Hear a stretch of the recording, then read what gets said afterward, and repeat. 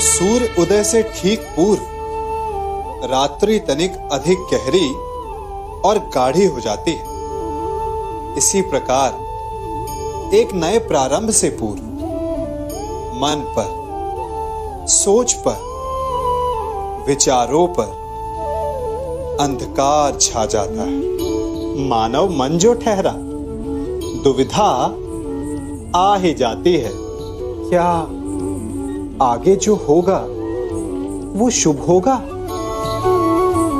क्या जीवन में जो हम पीछे छोड़ आए हैं वो कहीं भूल तो नहीं?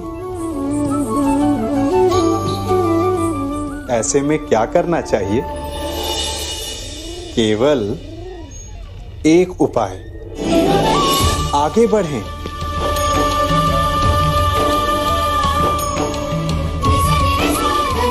क्योंकि आगे बढ़ने के लिए हमें अपने पांव से उस धरा को ढकेलना पड़ता है जिस पर हम खड़े हैं। जहां मार्ग ना हो वहां लक्ष्य नहीं भूलना चाहिए। बस एक नया मार्ग बनाने का परिश्रम करना चाहिए।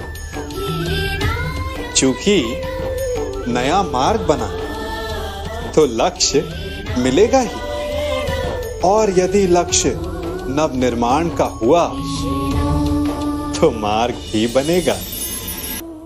ये संसार दुख का मूल है और ईश्वर भक्ति उस दोष से दूर जाने का मार्ग है। किंतु सोचिए, यदि ये संसार दुख का सागर होता तो क्या नियति आपको यहां पर जन्म लेने देती?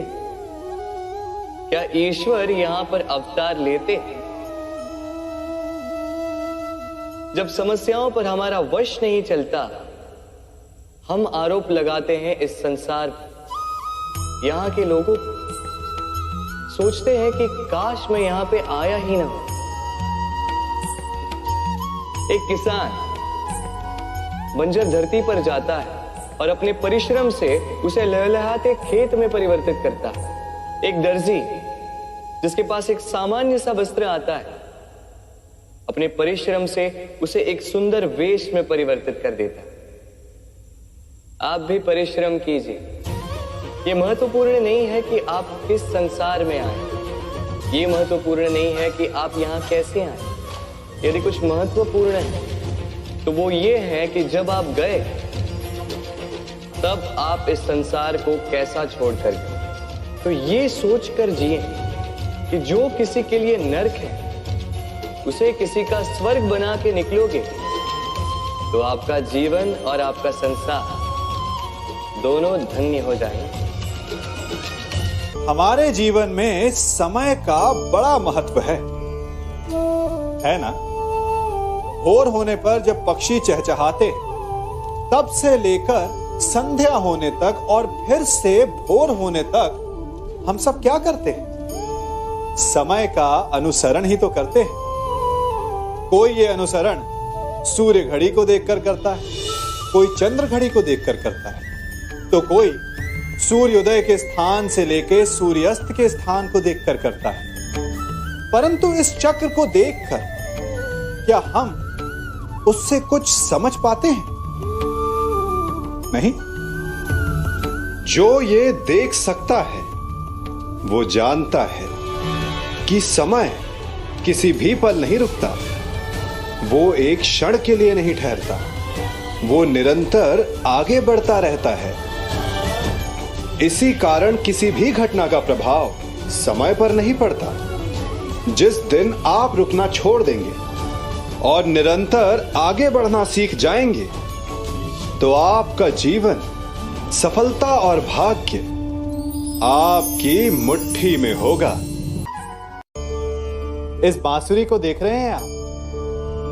इसकी मधुर धुन सुनकर हर कोई मुग्ध हो जाता है, परंतु इसकी उस पीड़ा को कोई नहीं समझ सकता जो इसने बांस से बांसुरी बनने में पाई है।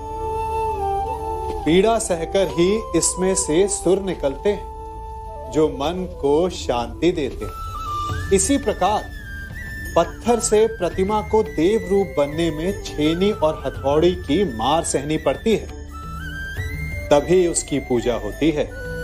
बात यह है कि निर्माण के लिए स्वयं के टूटने का विज्ञान बहुत ही आवश्यक है। जब टूटकर चूर हो जाओगे तभी नया अस्तित्व पाओगे। अर्थात शक्ति पाने से पूर्व पीड़ा का भोग करना आवश्यक है। यदि पीड़ा से भागोगे तो शक्ति नहीं पाओगे। अभी आप पर निर्भर करता है कि आपको बांस बनकर रहना है या बांसुरी, पत्थर बनकर रहना है या प्रतिमा के रूप में सजना है।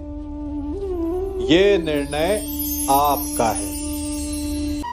क्या संसार में कोई भी शब्द निरर्थक है? क्या कोई ऐसी जड़ी बूटी है जो रोग का निवारण ना करे? नहीं। ठीक इसी प्रकार इस संसार में कुछ भी अयोग्य या निरर्थक नहीं होता।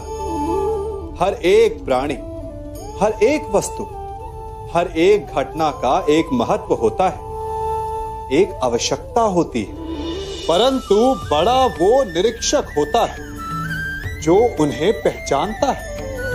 जैसे कि एक ज्ञानी शब्दों की शक्ति को पहचानता है, जैसे कि एक वैद्य किसी बूटी में छिपे उसके गुणों को पहचानता है, जैसे कि एक जौहरी कोयले में छिपे हीरो को पहचानता है। इन सब बातों का सत्व यह है कि यदि आपको श्रेष्ठ होना है तो कमियां देखना छोड़िए और गुण और विशेषताएं देखिए। आपका जीवन सफल और सरल हो जाएगा। सूरज की किरणों से धरती जलती है, किंतु फिर भी वो अपना उपजाऊपन नहीं खोती। क्यों?